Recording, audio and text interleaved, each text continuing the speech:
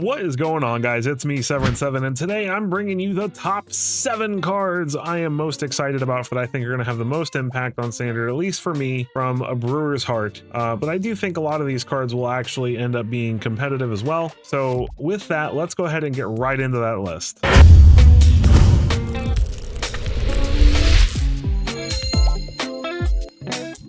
All right, first on that list, we have Voice of Victory. This is a 2-mana, 1/3 human bard with Mobilize 2 that says your opponents cannot cast spells during your turn. This is an incredibly important piece of text. We do have something like this in Grand Abolisher right now, but it is double white. It's also only a 2/2, so it dies to all the shocks in the format. Double white is a lot harder to cast on turn 2 unless you were actually playing mono white. So Voice of Victory ends up being way stronger than that card. It doesn't stop artifact activations or anything like that, but that's not really the important part. We just want our opponent not to be able to counter our stuff or remove our things on our turn. And I think Voice of Victory having Mobilize 2 on top of it, so every time it attacks you get 2 1/1s that you sacrifice at the end of turn, is absolutely absurd. I don't see how this card doesn't make it into any creature based deck playing white. I really don't. I just feel like it's really good. I think it's really solid. Like, I think the only card that this dies to when you're on the play and your opponent has a mana available is Cut Down. So yeah, Cut Down exists, but at least it's not getting shocked all the time, right? So Voice of Victory, very sweet card. Definitely think that this card is going to be competitive, and I'm very excited to try this out. And I love that it gives me the ability to do shenanigans on my turn without my opponent being able to interact with it or stop me from having fun. So on to number 2. At number 2, we have Elspeth Stormslayer. I love this Planeswalker. It is my favorite Planeswalker in a long time. 5 mana for a 5 loyalty Planeswalker with a passive that says if 1 or more tokens would be created under your control, twice that many tokens are created instead. It's Anointed Procession, which is a 4 mana enchantment, and that's not terrible for it, on a 5 mana Planeswalker with 5 loyalty that comes in and protects itself by making 2, as long as it lives through the trigger, makes 2 1/1 white soldier creature tokens. And if you're already ahead, then it just puts counters on everything. It gives it flying. And if you need to destroy something, it's -3 destroys a creature with mana value 3 or greater. This card's just insane to me. It doubles so many things. There's so many tokens that you can, like, when you play this on turn 5, there are so many things that you can already have going on that will generate tokens. Forge, Urbrask's Forge. Now you're getting 2 of whatever token size that is by now. You get 2 soldiers from this.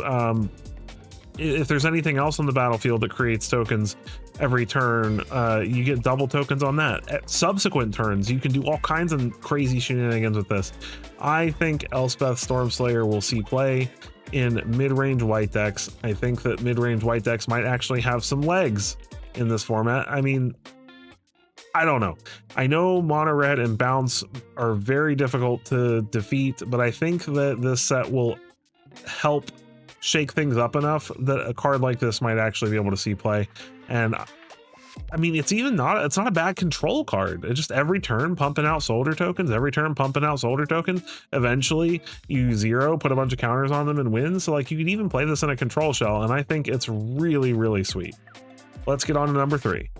At number 3, we have Mardu Siegebreaker. This card is just crazy to me. For 4 mana, 1 red, white, black, we have a 4/4 with Death Touch and Haste. And when this creature enters, exile up to 1 other target creature you control until this creature leaves the battlefield. So it's up to, so we don't have to exile something.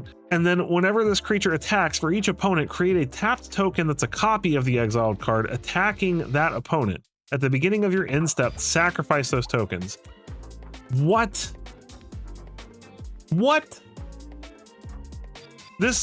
Every turn you get the ETB of the creature that's exiled with it. If they happen to kill this after you've exiled a creature, you get the creature back. So you still get an ETB. If you exile prototypes with this, like Flesh Gorger or Combat Thresher, you get the full-sized version as the token, and then when they kill this, you get the full-size version back. That's crazy, and there's so many good ETB death trigger creatures in the format right now that you can take advantage of. Not to mention that this curves very nicely into Elspeth, because you play this, exile something, attack, get the ETB. If they don't remove it right away, you play Elspeth, attack, you get 2 tokens. Like, just, oh my goodness, this has got to be... I'm an Abzan person at heart. Like, Abzan is my favorite, Temur is my second favorite, but this might be my favorite card in the set. This is really, really strong. Look forward to seeing people abuse this because it's a doozy. Let's get on to number 4. At number 4, I just told you I was an Abzan guy. We have Fellothar, Dawn of the Abzan. It's a 3-mana 3/3 with trample, a red, a green, and a black. And when it enters or attacks, you may sacrifice a non-land permanent. When you do, put a +1/+1 counter on each creature you control. I think this card is very strong. There are so many token producing cards in Mobilize producers, Endure mechanic in the set. Like, there's so many ways to make tokens every turn, and things that are already going to get sacrificed at the end of the turn through Mobilize. I mean, imagine following up Voice of Victory with Fellothar. You play Voice of Victory, you attack with Voice of Victory, Mobilize 2, sacrifice one of the tokens, put counters on Fellothar, Voice of the Victory, and anything else you may have on the battlefield already. And then every turn, you just stack your triggers so that the Mobilize trigger happens first, and then Fellothar sacrifices one of the Mobilize tokens to double up counters on everything else. I think it has trample already on top of it, so it's just really solid. And then, not to mention, if you've got like map tokens or clues or something laying around to sacrifice, like, you can even sacrifice those. I think this card is really solid for a 3-drop. Do I think it's gonna like push tier 1 or anything? I'm not sure. I really want to think that an Abzan like aggro, like Mobilize, Endure list can do well, and this card is what gives me hope for it. So Fellothar, pretty sweet. Let's move on to number 5. At number 5, we have United Battlefront. This is a 4-mana sorcery that says, look at the top 7 cards of your library, put 2 non-creature, non-land permanents with mana value 3 or less from among them onto the battlefield, put the rest on the bottom in a random order. So this is basically collected company for non-creature spells. And my first thought is Synthesizer didn't need a new best friend, but it got one. Jeskai and blue-white Synthesizer decks are already just on the cusp of being good enough. They're very strong in best of 1, which is what I typically make content for. Obviously in best of 3, that gets a little bit worse because of all the artifact hate, but in best of 1, you better watch out for this card, because playing this on turn 4, especially if you already resolved the Synthesizer on turn 3, is going to be nasty. Goodness gracious, it's 4 mana to get 6 mana worth of artifacts out of your deck, and you dig 7 deep, not 6 deep, so it's even an extra card deep. It is a sorcery, so it's not as strong as Collected Company, which is an instant, but I think this card actually has a shot, and there may be things even outside of Synthesizer where this can see play, enchantment decks or something of the sort, where you got some interesting, cool, eerie things going on maybe.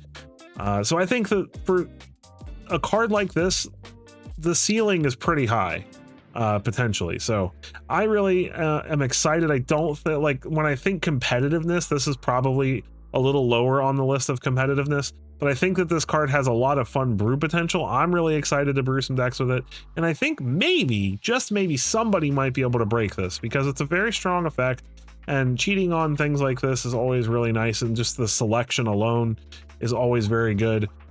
So I really like this card, and I'm excited to see if it does anything for us in Standard. Let's move on to number 6.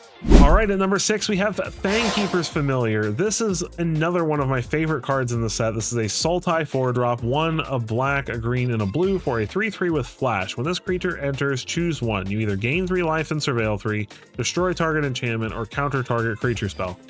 I like to look at it this way. A 3-mana 3/3 flash isn't the worst thing in the world, right? If we look at a 3/3 with flash, a competitive mana cost would probably be like 2.5, right?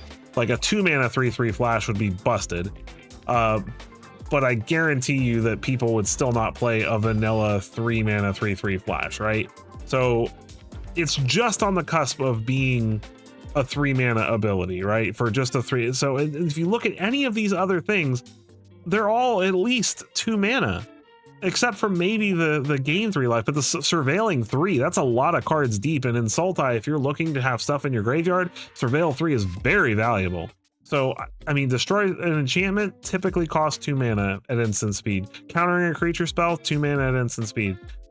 Gaining 3 life and surveilling 3, I'd say that's probably like between 1 and 2 mana. So, like, I feel like you're always getting like almost 2 mana more out of this creature than it's worth. And the versatility alone, like, is just so good, because it's hard to plan for everything in best of 1. And creatures like this give you the ability to plan for more things without having to put a bunch of random bad spells in your list. You know, Paw Patch Formation is something I slap into almost all my green lists right now because it handles so many things. And now I basically have Paw Patch Formation on a creature. And I just love that. I think that Fangkeeper's Familiar is an incredible creature. I think it's definitely going to see play in Standard. And I'm going to be jamming it into any Sultai colored list I play. So keep your eyes on Fangkeeper's Familiar. I think it's a lot better than it looks, and I'm excited to see where it goes in Standard. Let's get on to number 7. All right, at number 7, we have Magmatic Hellkite. Magmatic Hellkite is a dragon that I'm really excited about. I think that this might be one of the best cards in the set as far as countering something currently going on in the meta. For 4 mana, we get a 4/5 flyer. When it enters, destroy target non-basic land an opponent controls. Its controller searches their library for a basic land card, puts it onto the battlefield tapped with a stun counter on it, then shuffles. Most people are smart enough not to play 0 basics in their list, so it's very rare that you're going to get the strip mine people with this, even in those greedy 3-color and 5-color lists. But what's important is that this can hit everywhere tokens against Domain Overlord, so it stops them from just having instantaneous domain and forces them to possibly have to pick an off-color land that they didn't want to make sure that they still have a higher domain count. But a lot of times they've only got like a lush Portico with actual basic land types on it, and then they've got a bunch of Verges, and then all of a sudden they play Overlord of the Hauntwoods, boom, they have full domain. Well, now you follow that up with Magmatic Hellkite, snag their domain away, they go get their basic, they still only have maybe 3-4 domain at best, and you actually slowed them back down, taking away that ramp at least for 1 turn. So it's not gonna slow them down permanently, but it gives you a chance to catch back up because the land comes in with a stun counter on it, so they can't just use it next turn. A lot of these destroy a non-basic land, they get to search for a basic and it comes in tapped, but then it just untaps on their turn, so it's basically worthless other than just getting rid of their utility lands. This is nice because it gets rid of their utility lands, but it also slows them down. If they're not ramping, this actually unramps them for 1 turn at least.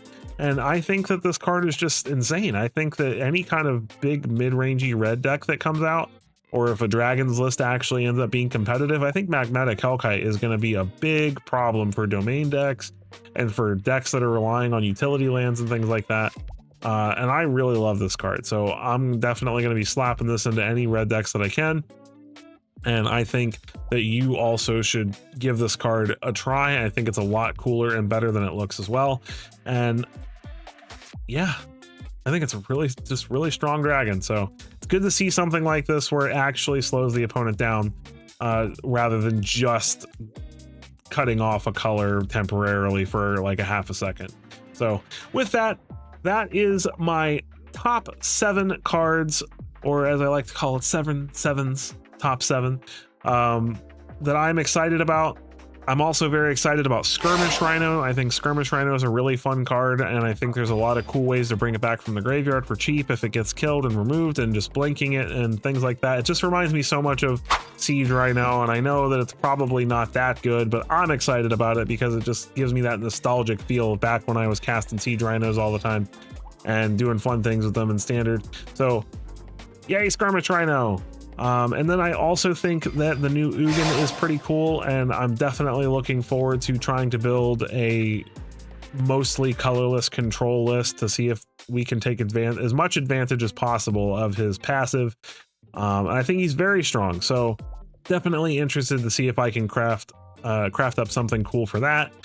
And then I'm also pretty excited about Ureni, which if you haven't seen yet, my 5 brews video that I posted recently includes a teamer list, including Ureni. I think Ureni is very, very strong. I don't think it's going to be winning any Pro Tours or anything like that, but I think the card is just really awesome, and I'm really excited to play with it. So those are my couple of my honorable mentions to bring it up to a top 10, right? But yeah, I'm so stoked for this set. I hope you guys are stoked too. I want to hear what you think. Tell me what your top 7 are, or top 10 or whatever. Leave it in the comments. Tell me what you want to see out of this set. Tell me what decks you hope or think are going to break out of this format and shake everything up and give us something new. I want to know what you are thinking. I really do, because if there's anything I like more than playing this game, it's sharing it with you guys. It's talking about it. It's sharing that love and that nostalgia and that passion for something that we all enjoy. And I just really appreciate doing that with you guys. So if you want to talk about it, you can also talk to me about it more personally in my Discord. I have my Discord that I just started up to the public in the description below. So if you'd like to join my Discord and talk to me about the set or anything for that matter, you are welcome to join it. And I try my best to be active and responsive in that Discord. So it's a great way to talk to me and talk about brews, talk about things you're excited about. And I'd love to have you there. And I'd love to start a community that is more focused on fun and less focused on, you know, what's going to win the Pro Tour. Because to win on ladder, you don't have to be a Pro Tour player. You don't have to play Pro Tour decks to win on ladder. You don't. And for me, the reason I started my channel was to provide fun decks for people to rank up on ladder with. Because I think if you're going to sit down and play Arena for an hour and try to rank up, or 2 hours or whatever, that you should be doing it and having fun. And it breaks my heart that so many people just play mono red, mono red, mono red, mono red, mono red, because that's the fastest, bestest deck, right? But it's got to be boring and just mind-numbingly frustrating to play that for hours on end. So hopefully what I'm trying to start will build a community of people who enjoy fun and who still like to brew and play Magic the way I think that it's meant to be played, which is to try things and come up with new ideas. Where do you think crazy Pro Tour decks come from? They all started as a brew, you know, and maybe one day, maybe Severin will brew something that ends up on the Pro Tour, who knows? But I'd love to do it with your help. So join that Discord in the link below. If you're not subscribed, please make sure you hit that subscribe button. If you'd like to see more content from me, I will have a slew of fun brews coming out on Tarkir release day. And if you haven't checked out my 5 brews I'm most excited to try on release day, make sure you click here and check out that video next. I'll catch you guys in the next one.